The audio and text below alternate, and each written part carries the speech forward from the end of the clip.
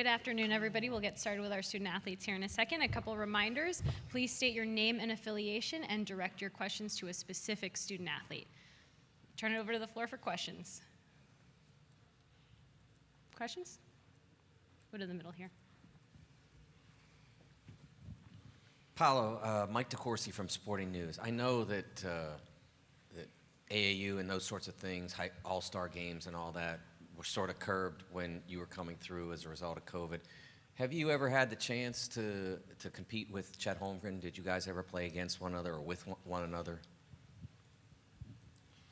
Yeah, we went to some of the same camps in high school, and then we actually got to play against each other at the Iverson Classic last May.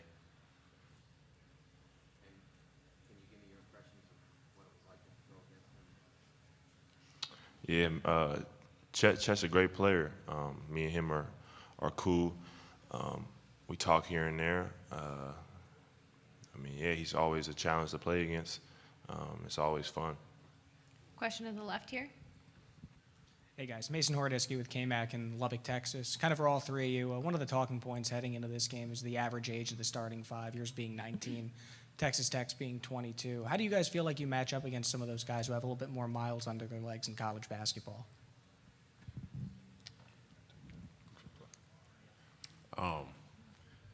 For us, it's an opportunity for us. Obviously, those guys have played a lot of college basketball, and even though we're younger, I feel like we also have experience. Played Michigan State just last game, high-level game. We played a number of those games with a lot of high stakes, high intensity, and I think with us we are younger, but at the same time we're a really together group. We know what it takes to win, and we're willing to do that. Question from David on the left. David Thompson, USA Today Network. This question's for Wendell. You talked a little bit about your free throw routine against Michigan State, the way you close your eyes, deep breaths, that kind of thing. I was curious, though, when did you develop that? Was that something in high school or during college, and did anyone kind of help you with that? It's been something I've kind of been developing for a while. My routine's always been to take a deep breath in between. But now I've just kind of started closing my eyes before, just because it just really helps me feel like I just center myself, and it can only be me in the room. So I feel like that kind of gives me an advantage in like hostile atmospheres, things like that. It's been working out, so I'm just gonna keep it going. I'll probably say that before the game and stuff like that. I do something close to it, but just really anytime I do that, it's kind of just I just center myself back into focus. I'm big on meditation. It's just a way for me to kind of practice it. We'll go to the middle next. Thanks. Steve Wiseman from the News and Observer. Paolo, Texas Tech's defense, they're known for that this year. As you watch film and scout them, what aspects of that jumps out to you as being particularly strong, and does it remind you of anybody you've played this year, and what do you need to do to attack it successfully? Yeah, they're a great defensive team, really physical, really active. They swarm the ball. There's 2-3 guys, at the ball as soon as you get in the paint. So really not just trying to go one-on-one and isolate. There's not going to be a lot of opportunities for that, really, with the way they play. So it's really just going to come down to moving the ball, playing together and taking quality shots as a team.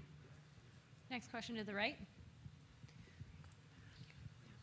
This question's for Mark, WREL in Raleigh. Mark, after the game on Sunday, Coach K mentioned just your improvement on defense and lateral movements. I'm just wondering what it's been. It's obviously translated into a lot of blocks here down the stretch. I'm wondering kind of where that, who you were working with and kind of when that, maybe change or improvement came throughout the season.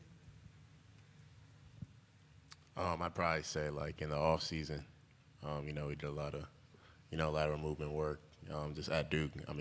The entire team, I think, improved a lot on the defensive end, like moving, guarding. Yeah, I think that's probably the biggest thing. And I think we're seeing it now. Obviously, you know, we're in the thick of things in March Madness. This is like really where you got to guard your yard, stuff like that. So probably that's my answer to that. Over to the left, next question. This question is for Wendell, Luke DeCock from the News and Observer. Also about Texas Tech's defense. You guys had so much success at the end of the Michigan State game, really just driving and taking it down the middle against them, but Texas Tech set up to keep you from doing that. What adjustments do you guys have to make, or have you talked about with sort of their approach? I think really the main thing is just being strong with the ball. Like Paolo said, they're a very physical team. They kind of force you into the paint where they have 3-4 guys waiting on you. So I think if we're strong with the ball, play off 2 feet, and really just play together. We're going to have to make a lot of connecting plays. This can really be a game where we have a lot of assists, a lot of made shots. So really, we all have to just be shot ready. Because they leave people open sometimes, like around the perimeter, around the 3. So we're ready to shoot, knock down some shots. I think we'll be in a good spot. Question from Dana in the back. Dana O'Neill with The Athletic. Wendell, wearing a Duke jersey itself comes with added pressure and scrutiny, I know, but as the circus sort of rolls downhill towards Coach's eventual last game, has it felt different? And how do you guys, I know you are insulated from it at some level, but how? How do you actually kind of avoid and ignore it? The main thing we do, we really just stick together. Through all the ups and downs, the crazy media posts, the shame and the praise. We all just kind of do it together. Because we know that we're not going to be able to do any of it without each other. That includes Coach. So the 14 guys on our team, the 5 coaches on our staff, and everybody else that's in our community and our family. We kind of just keep it a tight-knit circle, so we don't get too high on things, we don't get too low on things. I think we do a good job using each other to help us stay in that balance. Question to the left. Mike Tober from Spectrum News 1. This one's for Paolo. You mentioned last week how you were excited to get back over here and that you would have some support. I was wondering, what kind of support do you have for tomorrow as far as maybe friends or family being here, and what does it mean for you to be able to play back on the West Coast, especially on this stage? It's a great feeling. You know, as soon as the bracket first came out, saw San Francisco's location, immediately got excited. I got a lot of family out here. Immediate family. I got distant family. I got friends. Just a lot of people. So the support's going to be strong, and I'm glad to be able to play, like you said, on this stage. Just because, it's not every day that anybody gets to experience a Sweet 16 game. So for it to be, close to home, relatively close to home, is good. Especially, playing at Duke. It's only the second game we've played on the West Coast. So. It's a good opportunity for my family who haven't been able to see me to come see me. Question up front in the middle. This question's for Wendell. In Greenville, you guys were talking about how Coach mentioned it too. The last 5 minutes were all heart. How would you describe how a team gets to that point where it's just heart that's willing you to win the game? And have you seen that in past Duke teams you've been on here? I think the main way we kind of fought through was really just through trial and tribulations. There's a couple other games, a couple of other games early in the season. We're kind of in the same situation. We're up or we're down late in the game. We either have a chance to fold or we have a chance to kind of come together and say we're going to do this. So going down 5 with 5 minutes left, just looking at everybody's face on the bench, nobody had a losing face. Everybody's face was strong. Everybody's face was like, come on, let's go, let's do this. We only have 5 minutes. We only have 5 minutes of basketball left in our guaranteed career this season. So with this team, honestly, we just didn't want our journey to end early. This team loves each other so much. We just wanted to keep playing. And so we found a way, we dug deep, and everybody who was on the court helped out. Ultimately we found a way. Question on the left. This question is for Mark. In speaking to the Texas Tech players, they said that, in asking about their underdog mentality, they said they didn't have any top recruits, no 5 stars that came into their program. But Duke right now is a 1-point underdog, which is not often the case. How do you guys approach this game kind of maybe in an underdog role, or how do you approach it? I mean, for us to know that we're the underdog, I mean, sort of speaks to itself for us. Obviously, you have to have that mindset knowing, you know, we're not favored to win the game. And as far as Texas Tech is concerned, obviously, you know, they're a great team. I mean, even though they don't have those 5-star guys, they're still obviously a great team. They're in the Sweet 16, so obviously they're one of the best teams out. But we're also one of the best teams out as well. So I mean, it's going to be a battle. It's going to be a tough game, and we just have to be prepared for it and prepare ourselves mentally and physically.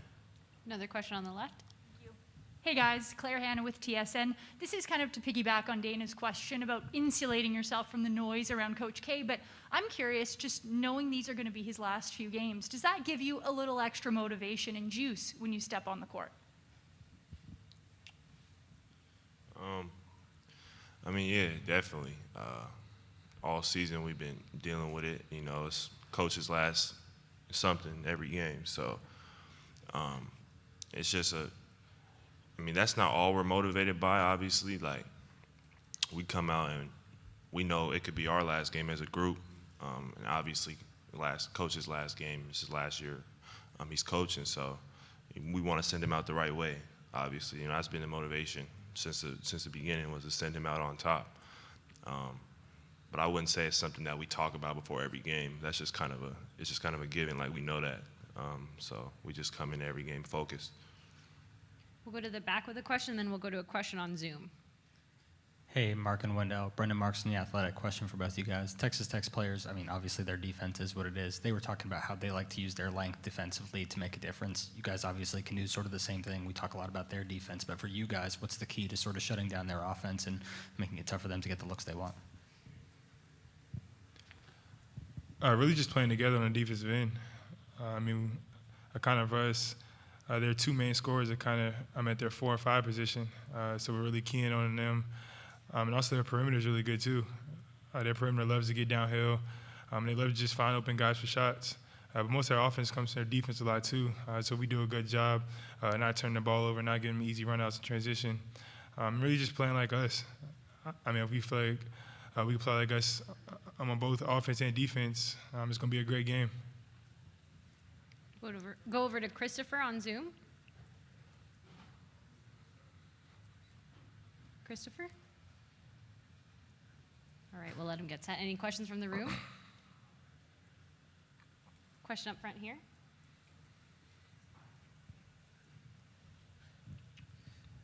Mark, Ty Richardson, ESPN Arkansas. Durham's over 2,400 miles away from here. What's it like going clear across the country? I know Paolo was just talking about second time playing on the West Coast. What's it like trying to get through jet lag and just all the physical conditions that you have to get through tomorrow?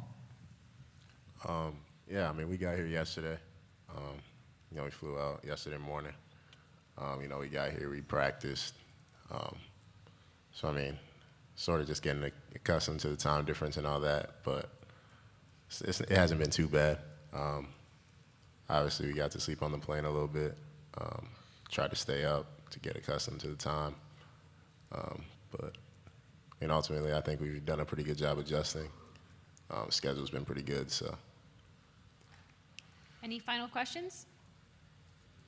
Thanks, guys. Thank you.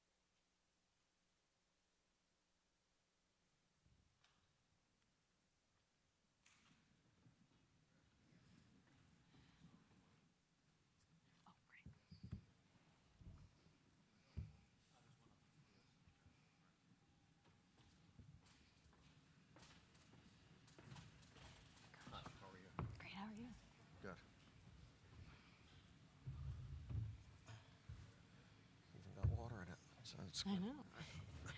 All right, everybody, we'll get started with Coach. We'll start with an opening statement, and then we'll turn it over to the floor for questions. Yeah, well, obviously, we're very excited to be here. Quick turnaround for us from Sunday night. We got out yesterday, and we were able to practice at San Francisco, and kept them up a little bit later, so we get accustomed to the time zone, and I think we're good. We're good. We're healthy. AJ will be fine. He'll be able to play, and ready to go. Ready to go. So I'll be happy to try to answer your questions. Questions? Up here on the left. Hi, Coach. Mason Hordisky with KMAC News back in Lubbock, Texas. When you look at Mark Adams, just not as a coach from an X's and O's standpoint, just kind of the cards that he was dealt at the beginning of the year with all the players leaving and Chris Beard leaving, how impressed, I guess, are you from a coaching standpoint that he was able to right the ship the way he did? Well, he got new cards. He didn't just work with the cards that were dealt. He did a lot of work. He did a lot of work, and they probably have as many transfers as any program in the country, and established transfers, guys who, Banner, Williams, who have been outstanding players in their respective programs, and once he got them together to get them together to play at such a high level. We have one of the youngest teams, if not the youngest team I've coached, and you're trying to build habits. When you get transfers, older and especially established players, they're already pretty well set in the way they play, and so for him to be able to get all of them to be on the same page is a beautiful thing to watch, especially on the defensive end, where they've been committed and been probably the best defensive team in the country. Question in the back. Hey, Mike. Joseph Hoyt, Dallas Morning News. Mark Adams joked that when you had him on the podcast because you knew It's not a podcast. We have a show. Okay. On Sirius. I'm not one of those podcasts, which they're great, but we actually have in our 16th year on Sirius XM. So you had him on the show, though, but he joked because you knew you'd be scouting him one day. I'm curious, did you get any scouting tips from that, and just what are your overall thoughts on just the journey he's actually taken as a coach to get to this first? I'm very impressed with him and know of him and have known about him for a long time. We actually just passed each other and spent a couple minutes talking, and he said he asked me more questions than I asked him, and I said, yeah, and your answers, though, were a lot better than mine. And he's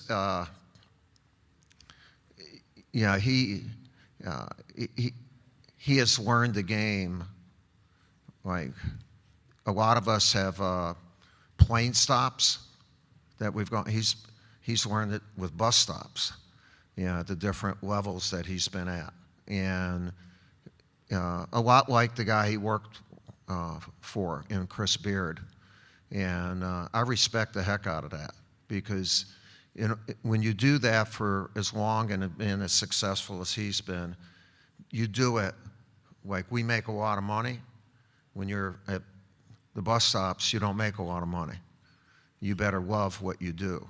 So it's obvious that that's what he's done, and he's taken it to a really high level. We'll go up here in the middle with a question. Mike DeCourcy from Sporting News. I wanted to ask you about AJ. When you said he'll be fine, are you talking about 100%? And then as well as, I wanted to, if you could talk about those last 5 minutes or so without him, and how impressed you might have been with how the guys adjust to not having that threat on the perimeter. Yeah, when I say 100, obviously he sprained his ankle, but he practiced yesterday, minimal soreness today, and we're getting ready to have a non-contact workout today. So, he'll be ready to go. The last 5 minutes were the most important 5 minutes of our season. Because Michigan State had played at such a high level and took the lead, and then during those 5 minutes, we played outstanding defense, but a number of different guys stepped up offensively to make, in their young careers, their biggest buckets. You know, whether it be Keels, whether it be even Paolo on the drive, on the baseline, and definitely Jeremy's. So, you know, that's cool to be able to be with a young group where they have that moment and you share it with them. To the left for our next question. Hey, Mike, Rocco Miller with bracketshere.org. You're getting ready to take on the #1 defense by adjusted efficiency in the country, and your players just told us about how they swarmed at the ball, and I've noticed in film study how active they are with their hands, and of course the age difference a little bit. Can you talk to us a little bit about what you do maybe differently preparation-wise, or do you keep things kind of the same at this point of the year?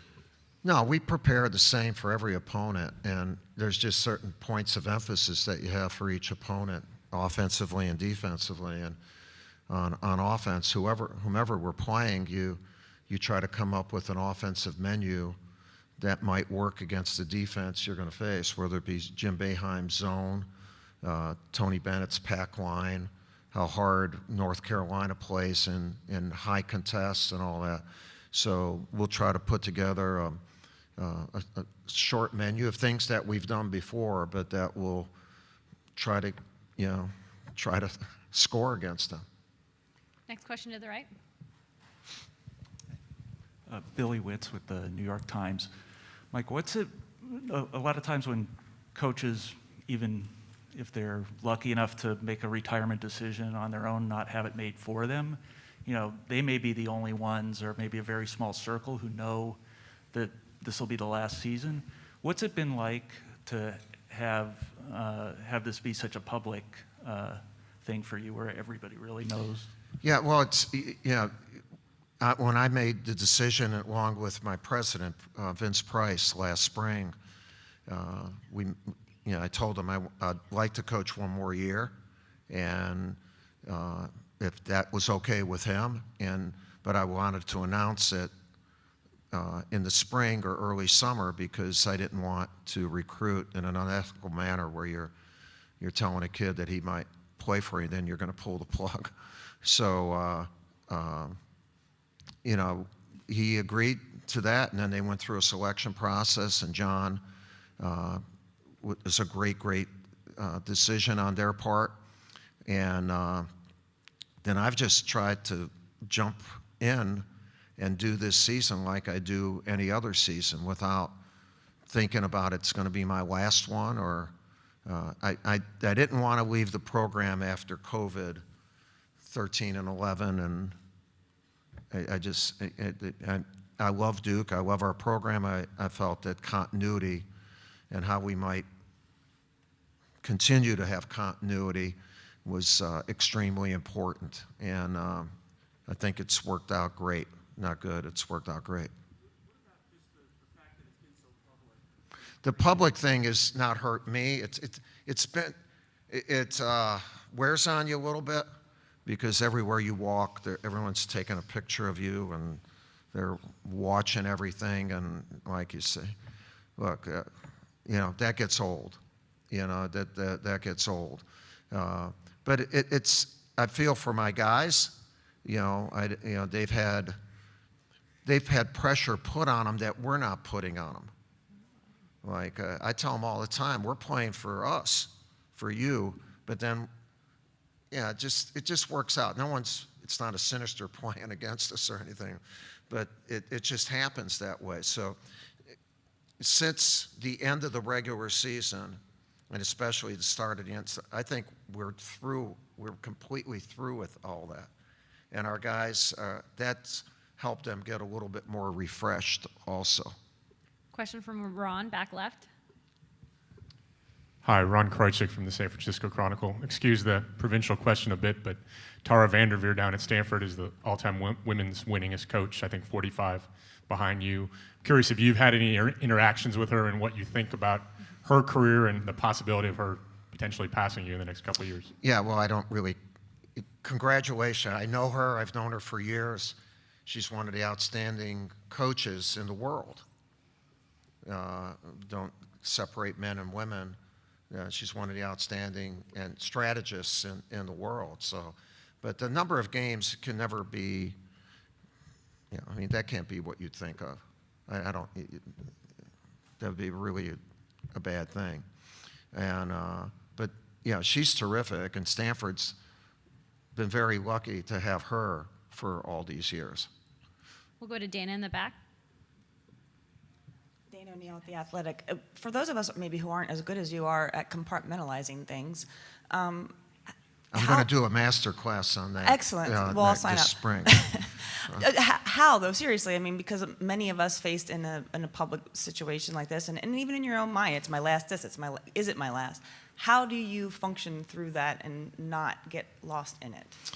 Well, I've been fortunate to be on a very public stage for a long, long time. And in my young days, I had great training at the United States Military Academy, and then 5 years as a military officer to focus on the job at hand.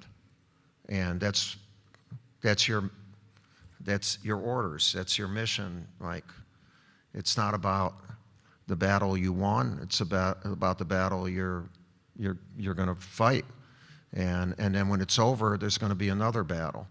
And so I used, and it's probably an old thing, I don't know, no rear view mirror, in your car. You never look back. And that's why I have a hard time remembering, like someone will say, do you remember that game that you played? I said, no, I don't remember it. Why, what good would that do?